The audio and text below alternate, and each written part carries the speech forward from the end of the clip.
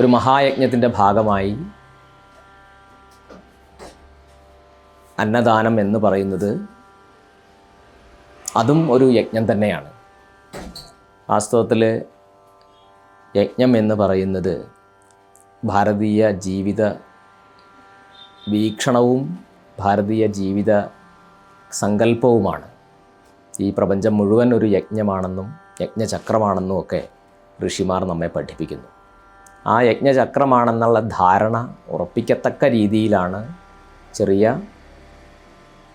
യജ്ഞകുണ്ഠത്തിൽ നമ്മൾ യജ്ഞം ചെയ്യുന്നത്. അതിനോടനുബന്ധമായി മനസ്സിലാക്കേണ്ടുന്നത് ഈ ഗായത്രി മഹായാഗം മുഴുവനും ഒരു യജ്ഞമാണ്.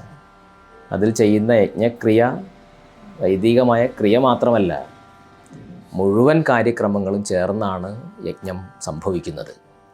അത്തരത്തിൽ അന്നദാനവും യജ്ഞം തന്നെയാണ്. അന്നദാനം തുടങ്ങിയിട്ടുള്ള പരിപാടികളിലേക്കെല്ലാം കാര്യക്രമങ്ങളിലേക്കെല്ലാം നമുക്ക് സംഭാവന ചെയ്യാനും സമർപ്പണം ചെയ്യാനും സാധിക്കുക എന്ന് വെച്ചാൽ അതൊരു യജ്ഞത്തിൻ്റെ പൂർത്തീകരണമാണ്. ഏവരുടെയും ശ്രദ്ധ അത്തരം കാര്യങ്ങളിലേക്ക് കൂടി ക്ഷണിക്കുകയാണ്. ഹരി ഓം. തത്സവിതുർവരേണ്യം ഭർഗോ ദേവസ്യ ധീമഹി ധിയോ യോ നഃ പ്രചോദയാത്.